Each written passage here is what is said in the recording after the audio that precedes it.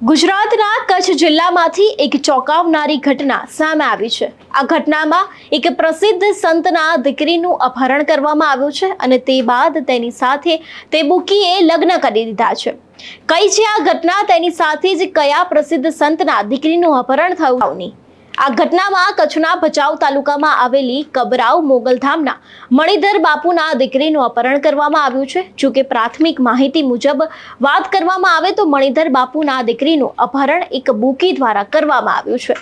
ત્યારે આ મામલે ભચાઉ પોલીસે તુરંત જ એક ટીમને તૈયાર કરી અને તે દીકરીની શોધ માટે ઓપરેશન શરૂ કર્યું હતું। ત્યારે પોલીસે દીકરી સાથે બુકીને વલસાડમાંથી ઝડપી પાડ્યા હતા। જો કે ઝડપાયા બાદ ચોંકાવનારો સૌથી મોટો ખુલાસો થયો હતો।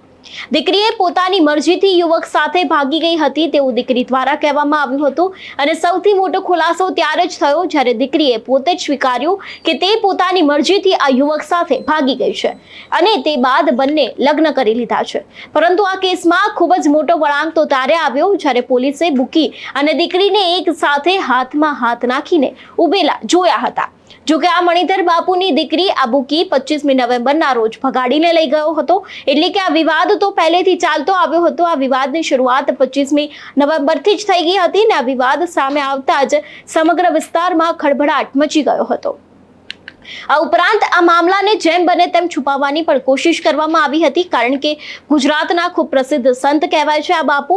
એમની જો દીકરીનું અપહરણ કરવામાં આવ્યું છે એટલે સ્વાભાવિક વાત છે કે છુપાવવાની કોશિશ કરવામાં આવી હોય, પરંતુ તેમ છતાં વાત હવાની જેમ ફેલાતી ગઈ અને હાલમાં આ મામલો સમગ્ર ગુજરાતમાં સૌથી ચર્ચાનો વિષય બન્યો છે કારણ કે મણિધર બાપુની દીકરી અને યુવકે લગ્ન કરી દીધા છે અને લગ્ન કરતા જ તેમના અનેક એવા ફોટો અને વિડીયો છે તે વાયરલ થયા છે। જો કે અત્યારે હાલ પોલીસ છે તે તેમની પાસે પહોંચી ગઈ છે। ત્યારે ભુજના બુકી ઓમે કાયદેસર લગ્નનું પ્રમાણપત્ર બતાવ્યું હતું। જે તે સમયે પોલીસ તેમના ઘરે પહોંચી હતી અથવા તો તેમની તપાસ કરવા પહોંચી હતી કે અત્યારે હાલ આ મણિધર બાપુની દીકરી ક્યાં છે। તે જ સમયે જે બુકી ઓમ છે તેને કાયદેસરનું લગ્નનું પ્રમાણપત્ર બતાવ્યું હતું ને તેમની સાથે કહ્યું હતું કે અમે બંને એકબીજાની મરજી સાથે લગ્ન કર્યા છે। આ ઉપરાંત બંનેએ પોલીસને એ પણ જણાવ્યું છે કે આ બંને છેલ્લા ઘણા સમયથી એકબીજાને પ્રેમ કરતા હતા। જો કે હાલમાં પોલીસે બંનેને લઈને ભચાઉ પહોંચી ગઈ છે કારણ કે મણિધર બાપુએ તે બંને પોતાની પાસે બોલાવી લીધા છે। તે ઉપરાંત બુકી